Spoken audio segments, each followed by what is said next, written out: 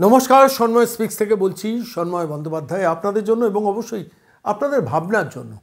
যে দেখুন, কামদুনি 11 বছরেও বিচার পেল না। কামদুনি সেই হতভাগা মহিলা যার কপাল শেষ পর্যন্ত খুলল না মৃত্যুর পরও। 11 বছর লেগে গেল। অপরাধীরা রাস্তায় ঘুরে বেড়াচ্ছেন। মৌসুমী কয়াল, টুম্পা কয়াল, প্রদীপ মুখার্জিদের সতর্কভাবে রাস্তায় বেরোতে হচ্ছে।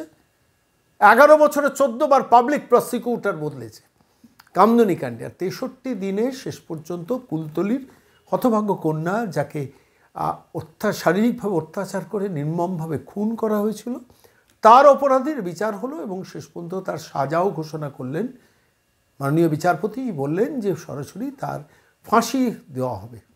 প্রশ্নটা এখানেই। প্রশ্নটা হচ্ছে, শাসক বা সরকার যখন চায় তখন বিচার হয়, আর শাসক বা সরকার যখন চায় না তখন বিচার হয় না।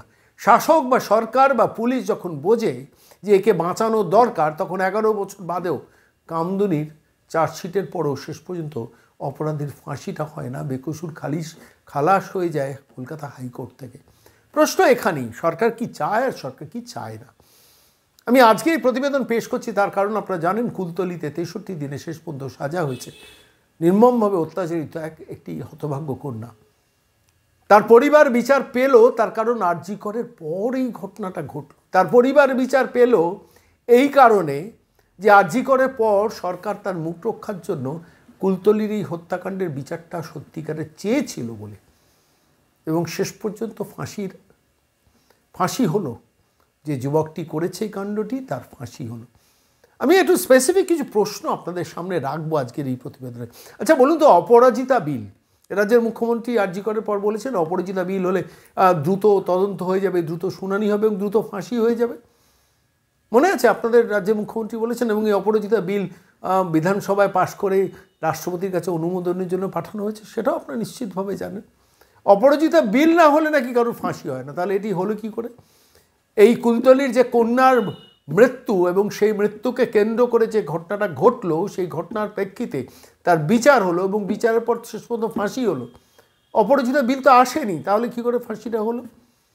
কে প্রশ্ন করবে? রাজ্যের মুখ্যমন্ত্রী মমতা বন্দ্যোপাধ্যায়, অভিষেক বন্দ্যোপাধ্যায়কে 63 দিনে ফাঁসি হয়েছে, সেটাকে দাঁড়িয়ে ফেরেববাজ ভাইপো তিনি পোস্ট করেছেন বা টুইট করেছেন। এই তো রাজ্য পুলিশের এফিসিয়েন্সিটা আপনারা দেখুন। রাজ্যের মুখ্যমন্ত্রী একটা লম্বা লেখা লিখেছে তার এক্স হ্যান্ডলে অথবা তার ফেসবুক পেজে। আমরা চাই এই ধরনের বিচার, আমরা আমাদের রাজ্য পুলিশ নিয়ে গর্বিত, আমরা তারা করে দেখালেন। করে কি দেখালেন? প্রশ্নটা একটু স্পেসিফিক প্রশ্ন করি। যেদিন ওই হতভাগ্য কন্যাটি পড়াশোনা করে তারপর বাড়ি ফিরছিলেন, ফিরতে গিয়ে শেষ পর্যন্ত তাকে শারীরিকভাবে অত্যাচার করে তাকে মারা হলো, যখন তার পরিবার তাকে খুঁজে পাচ্ছে না, তখন লোকাল ফাঁড়িতে গিয়েছিলেন তার হতভাগ্য পরিবারের বাবা, দৌড়ে গিয়েছেন ফাঁড়িতে গিয়ে অফিসারদের সাহায্য চেয়েছেন। ফাঁড়ির অফিসাররা বলেছিলেন জয়নগর থানায় যান। জয়নগর থানার দূরত্ব কত? 24 কিলোমিটার। তারপর জয়নগর থানাতে যখন তারা যোগাযোগ করেন, তারা বলেন কুলতলি থানাতে যান। জয়নগর থেকে কুলতলি থানার দূরত্ব কত? শুনেছি 24 কিলোমিটার। হতভাগ্য পরিবার তার কন্যাকে খুঁজে পাচ্ছে না। লোকাল ফাঁড়িতে বলেছেন, ফাঁড়ির অফিসারদের দরকার ছিল দৌড়ে গিয়ে খুঁজে বার করা। ফাঁড়ি থেকে 1 কিলোমিটারের রেঞ্জে মেয়েটিকে অত্যাচার করে খুন করে দেওয়া হয়েছিল। প্রশ্নটা হচ্ছে, ফাঁড়ির অফিসাররা সেদিনকে যদি এইটুকু উদ্যোগ নিতেন, মেয়েটি হয়তো বেঁচে যেত। তারা নেননি। শেষ পর্যন্ত 24 কিলোমিটার দূরে জয়নগর থানা, 24 কিলোমিটার থানা থেকে জয়নগর থেকে কুলতলি থানা, এইসব দেখাতে দেখাতেই সময় চলে গেল এবং শেষ পর্যন্ত রাত 3টের সময় হতভাগ্য কন্যার অত্যাচারিত দেহ পেল সেই পুলিশ। প্রশ্ন এখানেই যে সেই ফাঁড়ির পুলিশ অফিসারদের শাস্তি হয়েছে? প্রশ্নটা আপনার মনে যাচ্ছে না? আমার তো মনে যাচ্ছে। সেই ফাঁড়ির পুলিশ অফিসারদের শাস্তি হয়েছে? সে ফাঁড়ি লোকাল এলাকার মানুষ পুড়িয়ে দিয়েছিল, জ্বালিয়ে দিয়েছিল। পরবর্তীকালে এই হতভাগ্য কন্যার তার বাবা মাকে তার লোকাল বিধায়ক মমতা বন্দ্যোপাধ্যায়ের কাছে নিয়ে গিয়েছেন নবান্নে। সেই নবান্নের বৈঠকে আমার হতভাগ্য কন্যার মার সঙ্গে কথা হয়েছে, আমি তার ভিত্তিতে বলছি। শেষ পর্যন্ত তার মা যখন মুখ্যমন্ত্রীকে বলেছেন ফাঁড়ির অফিসারদের তো কোনো শাস্তি হলো না, তাই নাকি ফোন তুলে কাকে একটা নির্দেশ দিলেন, এই ওই ফাঁড়ির অফিসারকে সাসপেন্ড করে দাও। এইভাবে ফাঁড়ির অফিসারের সাসপেনশন হয়েছিল। শেষ পর্যন্ত সাসপেন্ড হয়েছে কি ক্লোজ হয়েছিলেন জানি না, কিন্তু শেষ পর্যন্ত তিনি আবার ক্ষমতায় নিশ্চিতভাবে তিনি ফিরে এসছেন। প্রশাসন ব্যবস্থা নেয়নি, বারুইপুরের এসপি ব্যবস্থা নেননি। ব্যবস্থাটা নিতে হলো ওই হতভাগ্য কন্যার মৃত্যুর পর তার মা যখন মুখ্যমন্ত্রীর সঙ্গে দেখা করতে গেলেন, তার মা যখন মুখ্যমন্ত্রীকে জানালেন, মুখ্যমন্ত্রী তখন নির্দেশ দিলেন, তারপর সেই ফাঁড়ির অফিসারের বিরুদ্ধে শাস্তি হলো। তারপরে কি হয়েছে জানেন, শুনলে চমকে যাবেন, এইসব কাহিনিগুলো আজকে বলা দরকার। তার কারণ 63 দিনের বিচার হয়েছে বলে ওই কলকাতা ডিবির ফোঁড়ে সঞ্চালিকা খুব লম্বা চওড়া ফেসবুক পোস্ট করছেন দেখছি, কিন্তু এই ঘটনাগুলো বাংলার মানুষকে জানানো দরকার, কেন মানুষের জানার অধিকার আছে এই তথ্যগুলো। সেই ফাঁড়িতে কালী পুজোর উদ্বোধন করতে গিয়েছেন বারুইপুরের এসপি। বারুইপুরের এসপিকে দেখলেই না নাবালক এসপি মনে হয়। আমরা দ্রুত তদন্ত করব, দ্রুত বিচার করব, এই ধরনের কথাবার্তা তিনি বলেছিলেন। এবং শেষ পর্যন্ত ফাঁড়ির মনোবল ফেরানোর জন্য কালী পুজোর উদ্বোধন করতে ওই বারুইপুরে এসপি গিয়েছেন, সংবাদ মাধ্যমে দেখেছিলাম। প্রশ্নটা আমার এখানে, প্রশ্নটা হচ্ছে যে ফাঁড়ি এই এত বড় অপরাধ করলো তার সমস্ত অফিসারদের কি শাস্তি দেওয়া হয়েছে? সেই ফাঁড়িতে কোন লজ্জায় বারুইপুরে এসপি গেলেন সেখানে কালী পুজোর উদ্বোধন করতে? কেন রাজ্যের মুখ্যমন্ত্রীকে বলতে হবে যে ফাঁড়ির অফিসারের বিরুদ্ধে শাস্তি নাও, তবে বারুইপুরে এসপি শাস্তি নেবেন? তার মানে ফাঁড়ির অফিসাররা বহালতবিতে বসেছিলেন বারুইপুরের এসপির অধীনস্থ, তারা অনুপ্রাণিত অফিসার বলে। এইসব করে শেষ পর্যন্ত 63 দিনে বিচার হলো, এবং বিচারটা সত্যি ভালো কাজ যারা করেছেন বলতেই হবে। কিন্তু প্রশ্নটা হলো অন্য জায়গায়। এই যে অপরাধী যিনি অপরাধ করেছেন তার মাথায় তৃণমূলের হাত ছিল না বলে শেষ পর্যন্ত তার ফাঁসিটা হলো, আর কামদুনি যারা অপরাধ করেছেন তাদের পিছনে একটা বিশেষ কমিউনিটির এবং তার ওপরে রাজনৈতিক নেতা, শাসক দলের নেতাদের আশীর্বাদের হাত ছিল বলে তাঁদের বাঁচানোর জন্য 11 বছরে 14 বার পাবলিক প্রসিকিউটর বদলেছে। কামদুনি বিচার পেল না, কুলতলি বিচার পেল। আর তারপর অপরাজিতা বিলের ভণ্ডামি বাংলার মানুষকে দেখতে হচ্ছে। অপরাজিতা বিল এলে তবে নাকি ফাঁসি হবে। তাহলে এই ফাঁসিটা হলো কী করে? কদিন আগে চুঁচুড়ায় বোধহয় দেখছিলাম 7 জনের ফাঁসি হয়েছে। ধনঞ্জয় চ্যাটার্জির ফাঁসিটা হয়েছিল কি? আইন আছে, বিল আছে, সমস্ত কিছুই আছে। আসলে যেটা পশ্চিমবঙ্গে নেই সেটা হচ্ছে সরকার এবং আইনের শাসন। ফলত আলটিমেটলি সেই আইনের শাসনটাকে ইমপ্লিমেন্ট করা যায় না। কোনো পুলিশ অফিসার অপরাধী ধরতে গেলে বিচার করেন, আর ইনি কি তৃণমূল, এর সঙ্গে কি তৃণমূলের কোনো যোগাযোগ আছে? যদি তৃণমূলের যোগাযোগ থাকে তাহলে তো আর বেশি দূর এগোনো যাবে না, ফলত তারা ছাড় পেয়ে যায়। এইভাবে চলছে রাজ্যটা, এবং এইভাবেই চলছে রাজ্যটা বলে কামদুনি 11 বছরেও বিচার পেল না, কুলতলি 63 দিনে বিচার পেল। তার কারণ তার আগে আরজিকর কাণ্ড ঘটে গেছে। আর আরজিকর কাণ্ড ঘটে গেছে তখন একটা রাজ্য সরকারের দেখানো দরকার, আমার পুলিশ খুব ভালো কাজ করে, আমার বিনীত খুব ভালো কাজ করে, আমার রাজীব কুমার খুব ভালো কাজ করে, আমার মনোজ ভার্মা ভালো কাজ করে। সেটা দেখানোর জন্য 63 দিনে বিচারটা আমি বলছি এটা সাধুবাদ প্রাপ্য, রাজ্য পুলিশের সাধুবাদ প্রাপ্য। কিন্তু প্রশ্নটা হলো মেয়েটা কি ফিরে এলো? সেদিন যদি ফাঁড়ির অফিসাররা সঙ্গে সঙ্গে উদ্যোগী নিয়ে দৌড়ে যেতেন, এলাকাটা একটু সরজমিন তদন্ত করতেন, তাহলে তো মেয়েটা বেঁচে যেতে পারত। আবার সেই মেয়েটার মার মুখ বন্ধ করার জন্য মুখ্যমন্ত্রী বলেছিলেন যে আমরা তো সাহায্য করি, প্রয়োজন হলে। মেয়েটির মা বলে এসেছিল, গরিব ঘরের মা, বলেছিল না আমার আর্থিক সাহায্য দরকার নেই। ওই যেভাবে 31 বছরের ডাক্তার কন্যার বাবা মাকে টাকা দিতে গিয়েছেন ডিসি নর্থ অভিষেক গুপ্তা, ঠিক একইভাবে মুখ্যমন্ত্রী নিজের চেম্বারে বসে বলেছেন, তার মা আমাদের টেলিফোনে বলেছিলেন, তিনি বলেছেন না আমার টাকার দরকার নেই। শেষ পর্যন্ত তার মা দেখলেন যে তার কন্যাকে যারা নির্মমভাবে অত্যাচার করে হত্যা করেছে তার বিচার হলো, তার ফাঁসি হলো। কিন্তু তার মেয়েটাকে তো তিনি ফেরত পেলেন না। তার মেয়েটাকে ফেরত পেতেন যদি একটা পুলিশ বাহিনী থাকতো, যে পুলিশের প্রশংসা মমতা বন্দ্যোপাধ্যায়, অভিষেক বন্দ্যোপাধ্যায় করছেন, সেই পুলিশই কিন্তু উদ্যোগী হয়ে ফাঁড়ি থেকে বেরোয়নি অসহায় পিতার আরতি শুনে। প্রশ্নটা করার লোক নেই। ওই কলকাতা টিভির ফোঁড়ে সঞ্চালিকারা এইসব প্রশ্নগুলো করে না, কিন্তু এগুলো তো প্রশ্ন, বাস্তব প্রশ্ন। আমি তো এই প্রশ্নগুলোর উত্তর দিতে হবে। ফাঁড়ির অফিসাররা সেদিনকে যদি বেরিয়ে যেতেন দুপুর 3টে না 4টের সময় যখন ঘটনাটা ঘটেছে, তার আধ ঘন্টা 1 ঘন্টার মধ্যে যদি বেরিয়ে যেতে পারতেন যখন বাবা ছুটে ফাঁড়িতে গেছেন, তাহলে তো মেয়েটা বেঁচে যেতে পারতো। আজকে ছেলেটির ফাঁসি হবে, অপরাধীর ফাঁসি হবে, তার জন্য উদ্বাহু দুহাত তুলে নাচছেন সব। কিন্তু মেয়েটাকে তো বাঁচানো গেল না শেষ পর্যন্ত। এই প্রশ্নটা কে করবে? মেয়েটা তো বাঁচত যদি ফাঁড়ির অফিসারের ভূমিকা পালন করতেন। এবং অপরাজিতা বেল, সেই ভণ্ডামির অপরাজিতা বেল, কোনো দরকার নেই যদি আইনের শাসন থাকে, পুলিশকে ফ্রি হ্যান্ড কাজ করতে দেওয়া হয়। আমি বিশ্বাস করি রাজ্য পুলিশ, কলকাতা পুলিশে বহু অফিসার আছে যারা যথাযথভাবে ভূমিকা পালন করতে পারবেন যদি তাদের ফ্রি হ্যান্ড দেওয়া হয়। ইহা তৃণমূল কিনা, উনি তৃণমূল কিনা, অপরাধী তৃণমূল কিনা, এটা যদি বিচার না করতে হয়, আর বিশেষ কমিউনিটি যদি বিচার না করতে হয়, তাহলে কিন্তু এই রাজ্য পুলিশ কলকাতা পুলিশই করে দেখাতে পারে 63 দিনে যদি কুলতলি পারে 11 বছরে কামদুনি পেল না। এটাই আমার মূল প্রশ্ন। আর অপরাজিতা বিলের কোনো ভণ্ডামির দরকার নেই। অপরাজিতা বিলের জন্য আবার দক্ষিণ কলকাতায় মহিলা তৃণমূল রাস্তায় নেমেছিল। নির্লজ্জ বেহায়ার দল। কোনো দরকার নেই অপরাজিতা বিল, এমনিতেই ফাঁসি তো হলো, অপরাজিতা বিল ছাড়াই ফাঁসি হলো।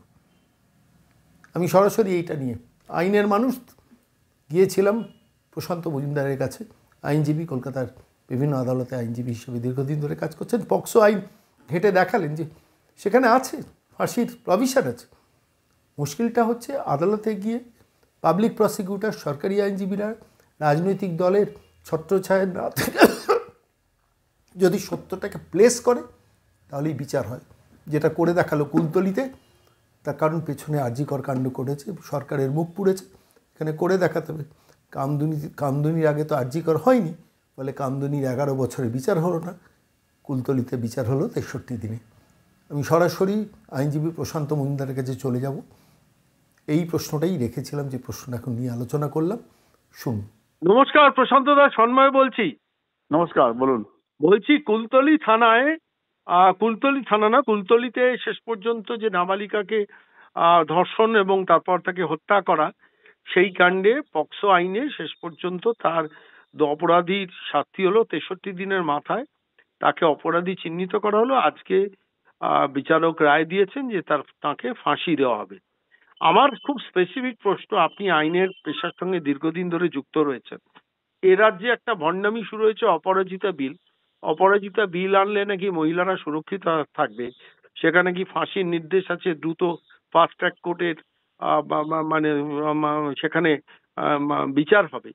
তো প্রশ্নটা হচ্ছে অপরাজিতা বিলের বাইরেই তো 63 দিনে ফাঁসি হয়ে গেল, তাহলে আর এই অপরাজিতার ভণ্ডামিটা কেন, কি বলবেন? সন্ময় দা, ঘটনাটা একটু আমরা প্রথম দিকে যাই।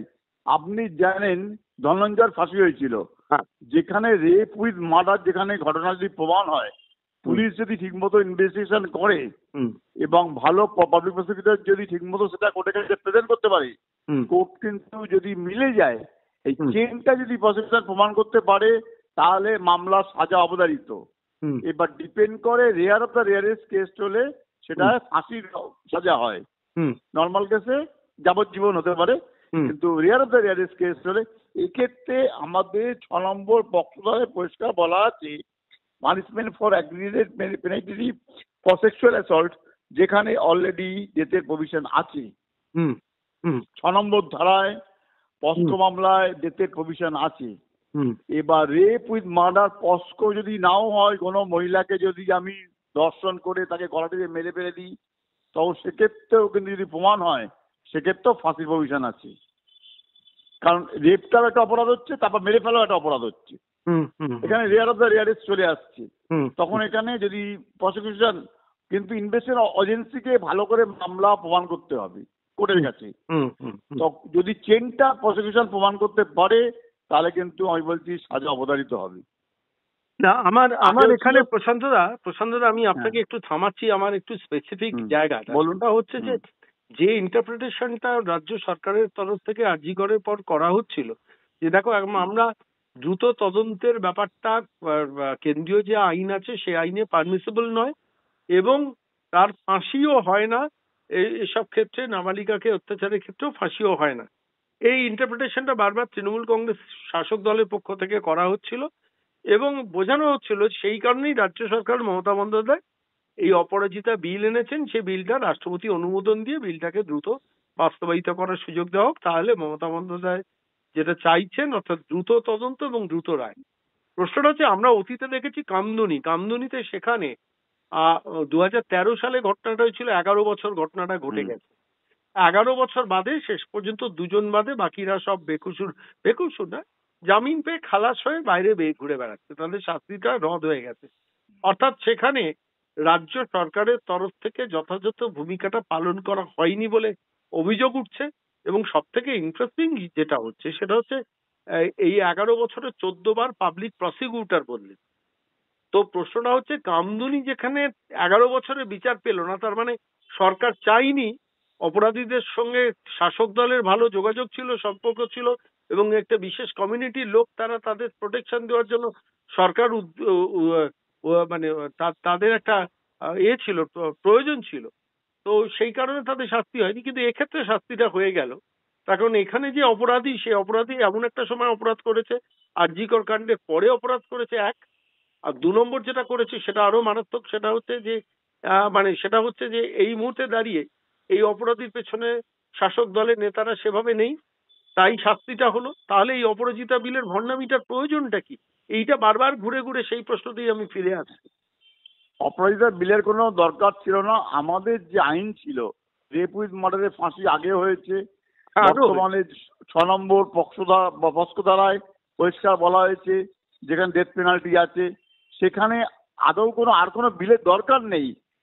প্রসিকিউশনকে উচিত ফ্রি হ্যান্ড দেওয়া, সরকারের উচিত ইনভেস্টিগেশনকে ফ্রি হ্যান্ড দেওয়া, যাতে কোনো রকম তাদের মধ্যে পলিটিক্যাল ব্যাপার না ঢোকে। পুলিশ যদি সিম্পল তদন্ত করতে পারে, ফাঁসি ক্ষমতা দিতে হবে। এখানে অপরাজিতা অন্য কোনো বিল দরকার পড়ে না। আমাদের শুধুমাত্র আইওকে ফ্রি হ্যান্ড দিতে হবে। কামদুনি কাণ্ডে যে অন্যায়টা হয়েছে, সেক্ষেত্রে সেটাকে ধামাচাপা দেওয়ার জন্য বিভিন্ন আরো যে অফেন্স হচ্ছে মহিলা সংক্রান্ত, বাচ্চা সংক্রান্ত, সেগুলোকে ধামাচাপা দেওয়ার জন্য এই অপরাজিতা বিলটি আনা হচ্ছে। এগুলো আইওয়াস ছাড়া কিছু নয়। আদৌ আমাদের রেপ উইথ মার্ডারের আগেও ফাঁসি হয়েছে, ধনঞ্জয়েরও ফাঁসি হয়েছে। এই বাচ্চাদের ক্ষেত্রে 6 নম্বর পক্সো ধারায় ফাঁসির প্রভিশন আছে। সেক্ষেত্রে অন্য কোনো বিল আর কোনো কিছু দরকারে পড়ে না। অনেক ধন্যবাদ প্রশান্ত দা, অনেক ধন্যবাদ। Thank you.